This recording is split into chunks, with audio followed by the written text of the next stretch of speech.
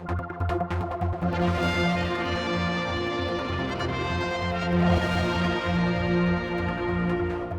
it's our last part of the weekend review. We did slightly touch on TT and all the stuff. I mean, there's quite a lot to talk about here because the Manx Grand Prix scenario. But let's do TT first. They had a consultation. Mm-hmm. They then have another consultation. Well, they had the first consultation, which, admittedly, I don't even remember happening. So it was sort of like, I remember the results of it. I don't remember. If you don't remember it, God. That's the worrying bit. Yeah. But, so that happened, and they didn't have very good review. Didn't have very good responses. Those they did get were from marshals off island going, well, I'm not doing the extra days because I like to have days where I can go about and explore the island or see people that I've made friends with and all this. And they seemed a bit thing about it. And then they said, okay, we're going to do a second consultation because obviously this wasn't well received. It was also during COVID when future of TT was a little bit, I wouldn't say uncertain, but we weren't entirely sure what format it was going to come back in. So they went for this. This is right. Here's the consultation. And it was the things like, racing on Mad Sunday, moving senior race day permanently to a Saturday. And the public response has been quite funny because they've just gone, no, don't like it. And the government have gone, tough.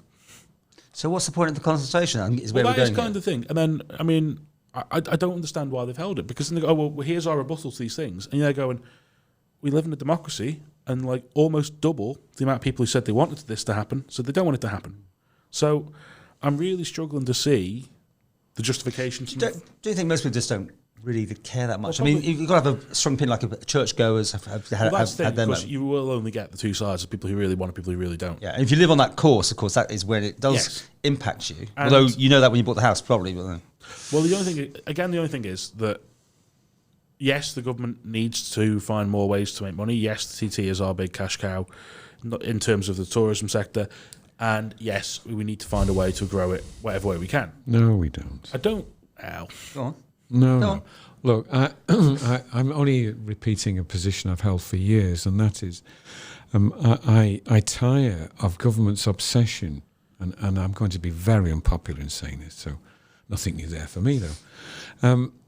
It obsesses endlessly about TT, bigger, smaller, wider, thicker, thinner, whatever.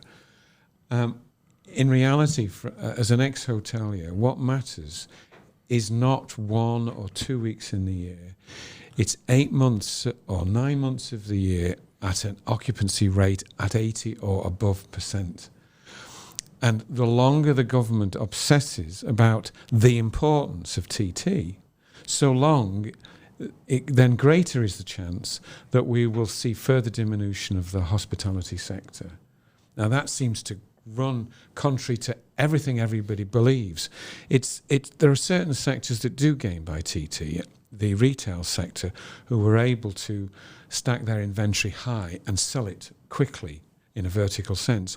A hotel, you can only sell a room once each night, and that's it. And if it's not sold, it's gone. The fact of the matter is, unless we focus much more on an extended season and a high-quality extended season and all the implications that are attached to that, then the hotel sector will continue to contract and we'll be running a completely different form of TT. So if you want to sustain the TT, then make sure that we have a good-sized, long season of a reasonable or good occupancy, because at the moment, by degrees, the sector is contracting, withdrawing, becoming smaller, not investing. There are 1 or 2 exceptions to this that one highly respects, but in the generality of it, the hotel sector is in really difficult circumstances, not made any easier by the recent gas price that they've enjoyed, if that's the we right might come word. to gas, but okay. I mean, yeah, go on. Well, no, just when you say about extending the season, of course, they've done that this year. They've said, they announced it slightly, was June, August maybe, or September, and they said, we're going to extend the tourism season into the end of November. We're going to run the steam trains. Wasn't it? No, they're going for the end of November, wasn't it? Because they're going to run the steam trains through it. They're going to keep the heritage places open. But my thing was, I just sort of looked at it and thought, we should have been saying this in February, because I know that the thing is, people will book breaks to the countryside very short notice. Quite a lot of people. I've got friends who do it. They live in London. They'll go up to Lake District for 4 or 5 days, and they'll decide to go on the Wednesday and go on the Friday. So I can see where that market is there. I just think that if they're going to judge it on 1 year alone, then it's a little bit sort of we need to perhaps look at this and say, do we start running this from February to November every year? Oh, you're right, Sam. It's a full-blown change of strategy that is absolutely needed. I mean, the Manx Grand Prix has been pruned right back to, it almost seems like a long weekend, I think. And there's been a massive amount of people who had hotels booked because they thought it was the usual sort of period. And they're from all accounts, are really not happy about it and don't necessarily will be coming back again. That's what you hear. I don't know what you heard. Well, yeah, and it seems to be the problem of the way of marshals and medics, and obviously that takes priority over everything else when it comes to these events. It's problematic about what you do in terms of if you don't have numbers for it. But I suppose with what you're saying, Chris, is that relying on motorsport is not going to be... It's a factor, but because it's the area that government is directly responsible for, motorsport and TT, that's what they obsess about, frankly, to the exclusion of the broader strategy. They periodically, in reports, and I've been seeing those reports now for 50 years, saying this is what we need to do. Yeah. Don't look that old. Well, no, I came into the hotels, the hospitality sector over 50 years ago, and I was seeing reports then about what needed to be done. And what happens is it's remorseless. The reports come in, the trumpets, they're pronounced from the highest point in the land, and there's great enthusiasm, and then a few years later, get another one. Nothing actually happens. If we don't believe in tourism, if we don't believe in the hospitality sector, then say so. If we do, then we need to fundamentally change the way we work. Well, I think in one sense, a couple of points actually, and I think we don't use the steam packet to the extent we should do. We do own it, and ultimately, there has to be a balance here of if we can get to a point where we can go, right, we have less of a problem with steam packet breaking even if government VAT receipts are going up and income tax is going up, and that's where the money needs to be doing. I get why people don't want people tinkering around with the steam packet, because it should be kept as well away from government as possible, but at the same time we do own it, and if it's a way to tap into a season where you can go and look, you can bring your car over and do these cheaper trips, or you can come up, we need to look into whether we can do more of it's at arm's length. Another Yeah. one, isn't it, for your little list? The steam packet is a different beast to the others. Yeah. I think it's a different sort of situation, but there is potential there for doing it. The one thing I'd say is in terms of something that, bizarrely, we were talking about this last night, we were saying about FC Isle of Man. And how about what? FC Isle of Man. Football. All right. So they bring over, the teams that visiting teams come over every other week, pretty much, thereabouts at the minute, and they're bringing over a handful of fans, some bringing over like up to 50 fans at the minute. Where last year those teams turned up to 250. So even if just the team came over, that's still 15 hotel rooms by the time you've got, I think, out of season. I mean, mid-December sort of games. Oh, I see where you're going. Okay. So subsidise them or something. I'm not saying subsidise. I'm saying that, again, it's a case of that it's something that I don't think is necessarily being looked enough into, is how much more sport. And I remember speaking to Rob Carlster about this when they had the pool championships over here, which were broadcast on BBC. And he said about it, that was a sort of sport where they'll get maybe only 500 to 1,000 spectators come over, but they're 500 to 1,000 people who weren't here. So my sense is, yes, there's this whole thing of pushing. We've got medieval castles, we've got the steam trains, we've got these sheep with horns, and we've got cats that have got no tails. We've got a wheel which works. We've got slides, 2 of them now.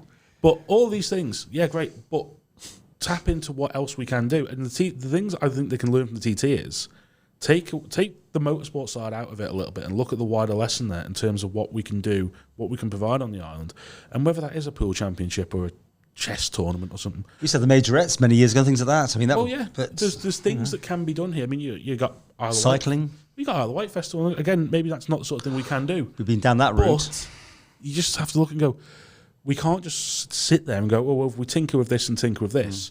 I'm a big believer at the minute in there's a lot of institutions at the minute which need ripping up from the roots and starting again. Or not starting again, they need ripping up and going, let's turn it upside down and go. Give an example, please. Well, the government as a whole. Oh, I see.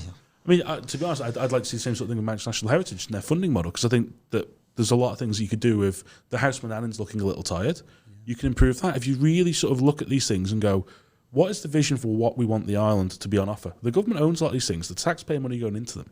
So if we want to have a full review of tourism, why are we just doing this tinkering around with things as opposed to going, let's have a full review, and if it involves us putting in £20 million now so that in 15 years we've got a tourism sector worth this much money, then let's look at it. So tourist-driven, Chris. Yeah, I mean that's the way, isn't it? Well, the whole economy. No, in No, part. No, in the bringing part. people over. No, I disagree somewhat with Sam on this issue about somehow a special event here or there is the answer. It's not. It's the quality of experience that people should get remorselessly week after week after week. And that depends upon the investment in the facilities that we've got. And recently they have been underinvested. And the hotels, generally speaking, are straining and struggling to find the investment funds necessary to bring them up to today's and tomorrow's standards. And but I'm going to agree with Sam on the issue of the steam packet. I just think with the arrival of the new boat next year, and it's bigger, it's a higher quality. And I understand it is of a significantly higher quality. There is an opportunity there to start sort of opening up things again. But at the moment we have a tourist vision which declares with huge enthusiasm by such and such a date we'll have 500,000 visitors per annum. And you say, yeah, but how? And it's the how and the why that's really got to be answered. But it would come, that and many other things would come out of a government that was willing to reinvent itself. So again, I'm going to agree with Sam there. You want to talk about gas prices? You doing with your Kroger hat on, or are we talking about gas prices? Well, both, if you like. But well, I mean, just remind people that you have got investment in Kroger. Or yeah, well, you've just done it. There Okay. you go. So, no, I'm going to talk about commercial gas prices. I don't know whether people are aware of this, but the gas company announced that the increase was going to be 44%, and so the commercial sector prepared itself for that and started acting accordingly. And one recognises the difficulties that faced for both the domestic and the commercial sector. On the day, a significant number of the commercial sector people got their bills in, and it transpired that we'd achieved an 85% increase. Hang on, 40-something to 80? 80 Explain. to 8. I can't, because that's what we got, and it was a shock, shall we put it that way. And there was a great deal of kerfuffle that went on, and eventually it transpired that they'd made a mistake. I mean, the whole situation about the increase in the billing has been an absolute dog's dinner. It was a dog's dinner anyway, but I just wanted you to know that there was another part of it was an even worse dog's dinner. Ultimately, it's been amended and the prices have been adjusted. There's all sorts of issues, because Isle of Man Energy, I think is the terminology, isn't it? The head lady was on apologising for bills that were wrong and all sorts of things. Yeah, I mean, and now, of course, we've got a tariff review, which was perfectly timed, because the day they announced it, world energy market doubled. It was literally 183, announced it, it went up. And then started to come back down and quite. This is the problem, the volatility of the markets. I have sympathy to an extent towards companies for this. Of course. But at the same time, we again are in a situation where we should be seeing, we hope that gas prices will be dipping slightly in the next, because Cure has announced they're looking into it. Under this framework, they're entitled to do this, so we'll see what comes out of that. I just think, I think there's an interesting thing at play at the minute in terms of gas prices and how everything's going, and electricity prices, of course, are we're sort of pretending that we don't have to worry about this at all. This is something which is going to come back April, around. isn't it, when they take the freeze off it? Yep. So wherever we are come April will be interesting. And also, I'm to be honest, I don't see why that was a loan. I really don't. No. I don't see why the taxpayer was lending the taxpayer money, so the taxpayer can pay the taxpayer back the money the taxpayer lent them. And that's how I read it. Say that well. again. No, it did seem like we're just paying.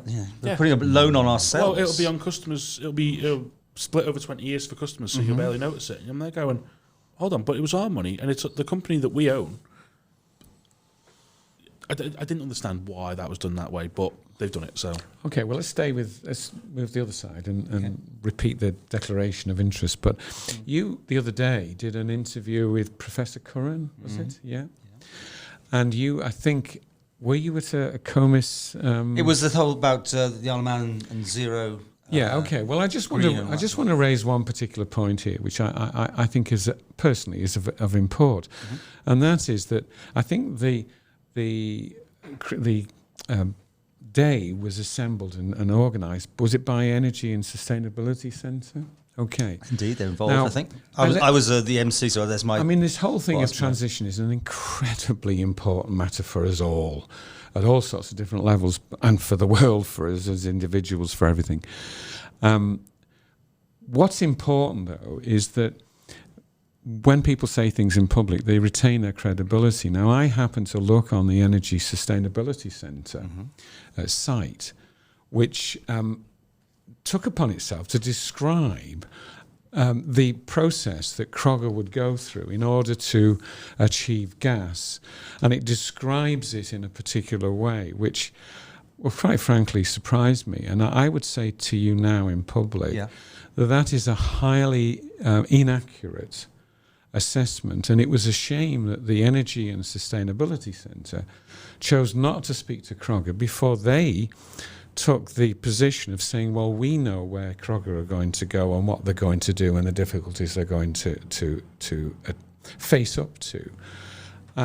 What they were actually doing was denigrating the whole project on their Energy and Sustainability Centre site. Now, a cautious note to that centre, who are in their passion, are doing their absolute best to pursue a particular route, and I respect that.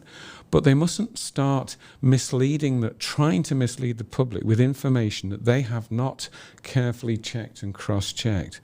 Now, what I need to say to you is that the chief executive of Kroger is coming to the Isle of Man next week, and I hope that you do interviews with him, because he will be trying to deliver some realism into the picture and to challenge the significant inaccuracies that Energy and Sustainability Centre are guilty of at this particular stage. Just a few words about, for those who don't know, Richard Hubbard, the CEO. He was actually the chief geologist for BP worldwide for many years, and was responsible for all the exploration sites for BP.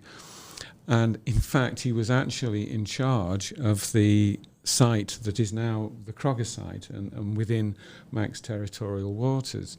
And it was a decision that Lord Brown, who was then the chairman of BP, made post the collapse of the USSR and the opening up of very, very significant oil and gas opportunities in those countries that have up to that stage been fairly closed, that had BP completely reposition itself and move away from some of the smaller opportunities. So all I'm going to say to you is this, that when you interview Richard Hubbard intimately knows... I've interviewed him, right? The opportunities... Yeah. No, Richard Hubbard. Oh, I haven't interviewed him. No, one of the other senior team members is Eric Evans. Oh, Eric, okay. Okay. So this is something new. Yeah. Okay, I look forward to talking to him. Well, I think you'll find it absolutely fascinating, and I do encourage you to take the opportunity next week of doing so. Just one thing, I mean, you're here as not representative of Kroger, but... No, I'm a shareholder. It was announced, well, not announced, the Golf Commission's had a meeting, they invited Kroger along, and it was said drilling 2023. Well, I'm not going to transgress in what Richard Hubbard should or shouldn't say to you, and he will take the opportunity next week of describing it in a much more detailed way than I possibly could as to what he expects will and will not happen. So I don't want to transgress or enter into that discussion with you. I think I just got a taste of what it's like to be a backbench MHK there. I just want to finish, by the way, because I was at MC... Sorry. Yeah, no? No. Okay. I was emceeing this event the other day at the Commerce, and they had some people from the Faroe Islands, which was fascinating, what they're doing and how they're moving from oil within 10 years. It's a massive thing. They've got all sorts of hydro, and they've got what's called a kite that will go into tidal areas, and all these interesting ideas that they reckon they can do it in 10 years, basically come off all this amount of petrol. So it was very fascinating. And I think you'll find on their website in the next couple of days some of the videos from that, so you can hear exactly what was said. Well, they need to take that particular chart down. Absolutely. Listen, guys, thank you very much. Hope everyone's enjoyed it. The sort of team are back here again.